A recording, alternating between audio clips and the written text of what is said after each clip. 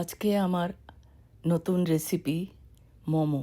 এই মোমো বানানো খুব সহজেই বানিয়ে ফেলতে পারবেন। ভাববেন এত সহজ কিভাবে হয় এই রেসিপি। তাহলে শুরু করা যাক এই রেসিপি কিভাবে বানাতে হয়। এখানে আমি কিমা করে নিয়েছি। কিমাটা ঠিক এভাবে হবে।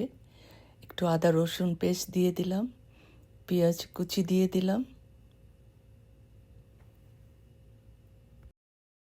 মরিচ কুচি, ধনের পাতা কুচি, কিউব করে রসুন কুচি, কিউব করে আদা কুচি এবং গাজর ঢেলে দিলাম।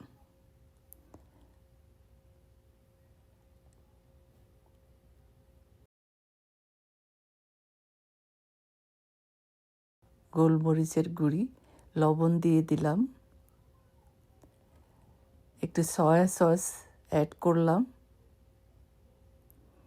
এখন সব উপকরণগুলো আমি ভালো করে মিক্স করে নেব।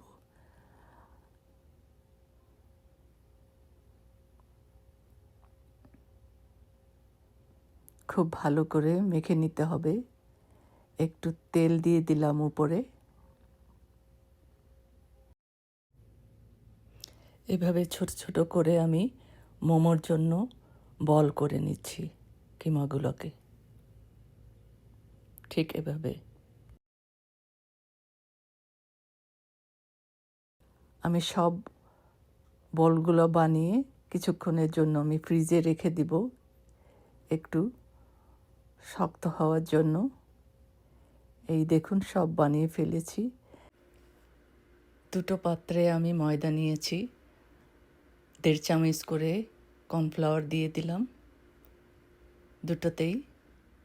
এখানে আমি লিকুইড যে ব্যাটারটা বানাবো, কোনো রুটি বেলা আটা মাখানোর কোনো ঝামেলা নাই।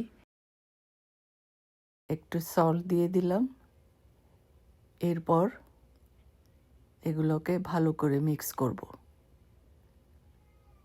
এবং এই পাত্রের সব ময়দা এবং কর্নফ্লাওয়ার ভালো করে মিক্স করে আমি একটা ব্যাটার বানিয়ে নিব। এই যে ব্যাটার বানিয়ে নিচ্ছি, একটু পাতলা করে ব্যাটারটা হতে হবে। আমি পাতলা করে এই ডোটা বানিয়েছি। এখন আমি এই ডোর মধ্যে বল বানিয়ে এই ফ্লাওয়ার ডাস্টের সাথে একটু গুলিয়ে নিয়ে এরপর আমি এই পাতলা লিকুইডের সাথে একটু ডুবিয়ে আবার এই ফ্লাওয়ার ডাস্টের সাথে একটু গুলিয়ে নেব। এরপর গোল গোল করে আমি সব বলগুলো আমি বানিয়ে নেব।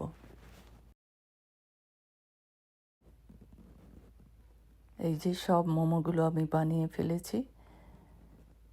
এখন আমি একটা পাত্রে পানি দিয়ে মোমোগুলোকে আমি সিদ্ধ করে নেব। আর এই সিদ্ধটা হবে প্রায় 7 থেকে 8 মিনিট পর্যন্ত। এখন আমি এখানে একটু কুকিং অয়েল দিয়ে দিচ্ছি, যাতে মোমোগুলো সুন্দর একটার সাথে একটা না লেগে যায়। সিদ্ধ হয়ে গেলে আমি এটাকে ছেঁকে তুলে নেব। এরপর আমি একটা সস বানিয়ে নিচ্ছি। একটা পাত্রে তেল দিয়ে রসুন কুচি, আদা কুচি দিয়ে একটু ভালো করে ব্রাউন করে ভেজে নেব।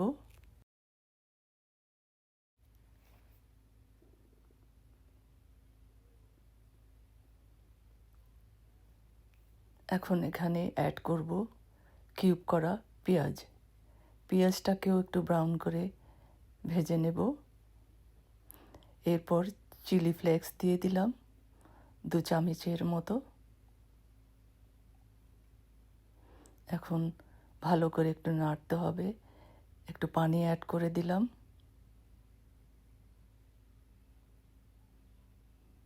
যাতে আমার এই সসটা না পুড়ে যায় আর একটু জুসি করব। এখন সাথে অ্যাড করলাম সয়া সস।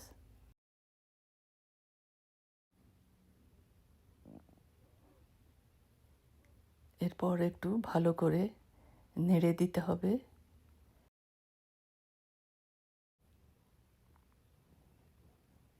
একটু সল্ট অ্যাড করলাম।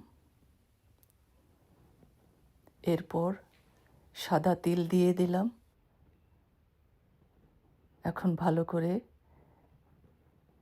নাড়তে হবে। এখন সব মোমোগুলোকে আমি ছেঁকে নিয়ে একটা প্লেটে সাজিয়ে নিচ্ছি। এই যে আমার সব মোমোগুলো হয়ে গেছে। এখন আমি এই সসটাকে মিডলে ঢেলে দিচ্ছি। দারুণ স্বাদে এবং খুব সহজে এই রেসিপি তৈরি করে ফেলুন বাসায়। কোনো ঝামেলা নাই আটা মাখার, খুব ইজিভাবে। দেখুন একটি মোমো আমি কেটে নিচ্ছি। দারুণ, আপনারাও ঘরে বানিয়ে ফেলুন আপনাদের পরিবারের জন্য। সবাইকে অনেক অনেক ধন্যবাদ আমার এই রেসিপি দেখার জন্য।